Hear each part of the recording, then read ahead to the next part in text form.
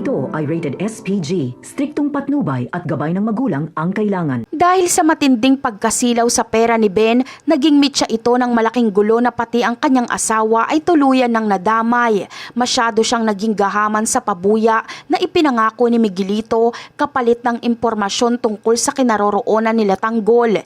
Hindi inisip ni Ben ang panganib na dala ng kanyang pagtatraydor. Basta ang mahalaga sa kanya ay makuha ang gantimpala. Dahil dito, nailagay niya sa bingit ng kamatayan ang mga taong wala namang kinalaman sa kanyang mga maling desisyon sa buhay. Agad na sumugod si Mayor Miguelito at ang mga kapulisan sa pinagtataguan nila Tanggol matapos silang ituro ni Ben. Walang babala at walang pag-aalinlangan nilang pinaulanan ng bala ang bahay kung nasaan ang grupo nila Tanggol. Ang katahimikan ng paligid ay biglang napalitan ng ingay ng mga putok at sigawan dahil sa biglaang pagsalakay ng mga otoridad. Ramdam ang determinasyon ni Miguelito na ubusin ang grupo nila Tanggol sa oras na yon para matapos na ang lahat ng kanyang mga problema. At dahil wala nang ibang matatakbuhan, napilitan sila Tanggol na lumaban at makipagpalitan ng putok sa mga pulis. Naging magulo ang paligid at nagkalat ang usok mula sa mga baril habang pilit na dinedepensahan ng grupo nila Tanggol ang kanilang mga sarili.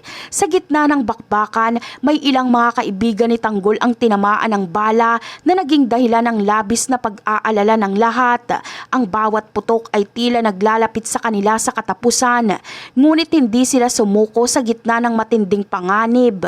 Dahil sa pagkakasugat ng kanyang mga kasamahan, lalong nag-init ang ulo ni Tanggol at napuno siya ng galit laban kay Miguelito.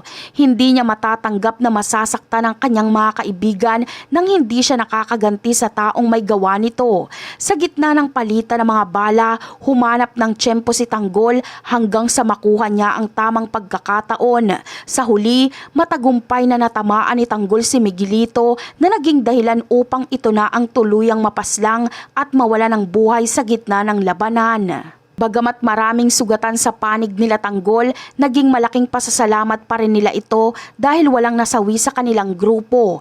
Maingat nilang inilikas ang bawat isa palayo sa lugar na yon habang tinitiis ang sakit ng kanilang mga natamong sugat.